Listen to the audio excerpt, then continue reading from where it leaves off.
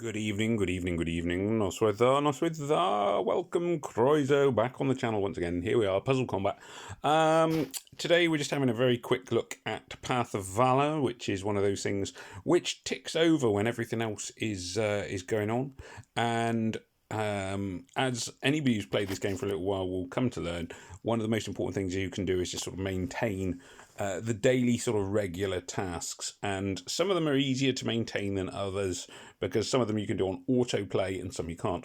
Anyway, so the Path of Valor is this one, which is so what you have is you have your 3 daily challenges across the top there, and then you have your sort of built-up Valor ones.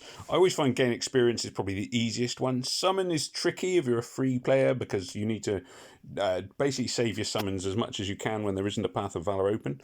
Raids is one I do find a bit tricky. I'll explain why in a second. War machines are normally okay. War is fine. Special ops is normally fine because of it, because you get a challenge event and then you do dozens of special ops over and over and over and over again. Collect 10 promotion materials from story or special ops stages is not particularly hard one to sort, but they come in various sizes and so on. Now, let's just very quickly look at the daily challenges. Use combat items is actually harder than you would think. Sounds like it should be very easy, but most of the time I don't really use them, and the ones I do use, I don't tend to use a huge amount. So for this, what I'm going to do is I'm going to go on to, I believe, let's go on to the veteran campaign, just because I get more experience and the chance of a,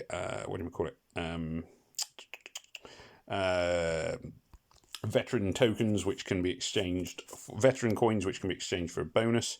So it's worth doing the veteran one basically over the normal one. So in terms of using battle items, I need to use 10. Easiest thing I find is I almost always have a build up of the defense boost. And yeah, I mean, you know, when are you ever going to really use a defense boost? Most of the time they're a bit, you can use them on Titan, on war machines and whatever else have you, but they're a good easy way to use 10 battle items, which are fairly unimportant without having to worry about anything much else. I'm just going to flee there, just not because I'm going to lose, but because I'm just trying to flick through this quickly. And I'll do the same again. So some battle items are expensive and hard to come by. Defense boost is not, so I can use, there up, 10 defense boosts done. Bye. And then I can say goodbye to that and go straight into Path of Valor. And look, oh, I've used my 10 defense boost. Obviously, normally I might let those missions play out, but defense boost is a really useful one for getting used combat items. Collect 10 promotional materials from story ops or special ops stages. Ironically, I actually could have done that by actually just not doing what I just did, but never mind, that was careless of me. I should have just fought the stages to the final end, and then triumph in 2 consecutive raid battles. Not horrendously tricky. I would argue perhaps the key thing is to just not be too ambitious on raids. I mean, you'll notice that I am relatively low down on the raid chart at the moment, which is fine. It doesn't bother me because I haven't been doing raids. The trouble with raids is you can't do them on autoplay, and that is why completing raids is often the element of the game which I struggle with the most in terms of Path of Valor and a number of other things. And filling hero chests as well. Ideally, you should be filling the hero chest every day. It's an easy way to get promotion materials, bonus items, extra summons, etc., etc. The downside of raids is that you can't just hit auto and leave the game to sort it out for itself, which is what I tend to do on a reasonable number of missions whilst I'm getting on with other things. So raiding wise, as you can see, I'm not against players that are hugely powerful. I'm sort of slowly getting more powerful as the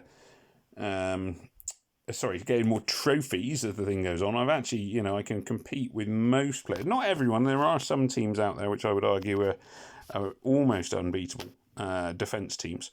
We may come to some of them in a minute. Hopefully we won't, because I don't really want to.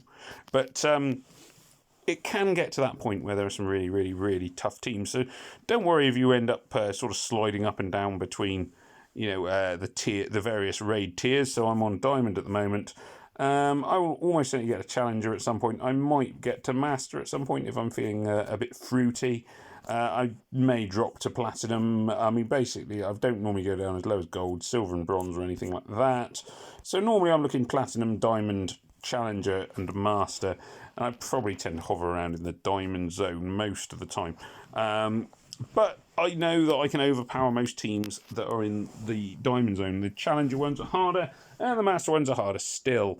So, I don't need to make my life harder in terms of completing raids by being in the top, by aiming for really high scoring in the top 10. It's nice to be there, but it doesn't actually help you out very much to get into the top 100 or whatever. You're only there for a fleeting moment anyway, so you're better off, generally speaking, competing on a level with yourself. I will say, I have been I've been number one briefly in the world. So I've been the best player in the world for a very, very short time, about 30 seconds until I got knocked off. And the thing is you can spend a lot of effort in there, and I'm glad I did it, but it didn't really help me develop my team, my base, or help me with any challenge events or any of the other things where you actually have a clear, defined winner, which is kind of what I like about challenge events and so on and so forth. Boom. So as you can see, by doing this, I would have completed my 2 raids in a row. They weren't particularly hard raids because I haven't particularly put a lot of effort into climbing the ladder. If I had climbed the ladder, it would be a lot harder to find teams that I could beat. And so there is something to be said for not overdoing raids. Also, as I say, the big thing for me is time commitments. But really, it's worth filling up your hero chest every day. So let's just have a very quick look at my hero chest. Cyberstorm, thank you, goodbye. So you can see my hero chest has now got 10 points in it because I've just done 2 raids and won them, so that's 5 heroes of each. And I've won 2 consecutive raids, so there we are, another thing on my Path of Valor rewards. The rewards for doing the Path of Valor are pretty reasonable. Now, obviously, I'm on the free player side because I am, as you should all know, I'm a free player. So the free player stuff, yeah, you get trainer heroes handy, gun parts, craft weapons, loot tickets, more gun parts, crowbar, handy ascension item, 3-star books, I'm not too short of them, 3-star trainer hero. It's about level 40 that they really start coming into their own, because then you get your 4-star skill books, so they are very, very helpful.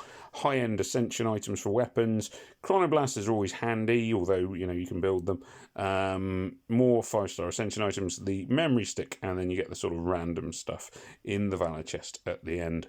But really, probably the main thing to aim for is the encrypted memory stick down towards the bottom.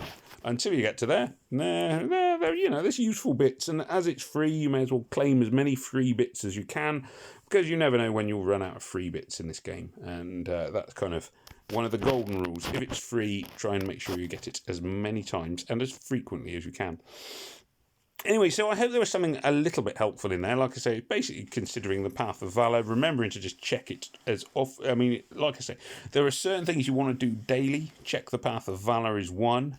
You won't always be able to do the daily challenges. For example, there was one I had recently, which was craft 5 flame bombs, and I didn't have the materials to craft 5 flame bombs because I'd only just crafted a load more, so I couldn't do that one. Sometimes you'll get ones like use 5 flame bombs, and it's like, well, actually, I'm not sure for the Valor points it's worth using the flame bombs. They're too expensive. So, you can, don't worry about the daily challenges too much, but it's worth checking them out and picking up the easy ones, because a lot of them are quite easy to fulfill. Most of the main Valor challenges you will get to in time. The 2 which you have to sort of watch, like I say, is summon and win raids. And I'm particularly... summoning is basically, don't save up your summons when Path of Valor finishes. So keep all your daily summons, all your sort of regular cheap summons until the Path of Valor reopens, and then just blitz it and have tons of them go off. And winning raids is just remembering to make sure you are still doing raids. And it's worth doing them for the hero chest, although, as I say, sometimes I slip up on that. Anyway, so thank you very much for watching. Please do remember to share, like, comment, and subscribe. Click on the advertising videos before the video, as it's all very lucrative for me. Cha-ching. And so on, because on my channel is now monetized, as many of you know, because I have 1,000 subscribers. And I'm now rich. I tell you. So anyway, that's everything from me now. It just remains for me to say, may death come swiftly to your enemies. Take care of yourselves, fond and wishing everybody all the best, and goodbye, Hoilvar.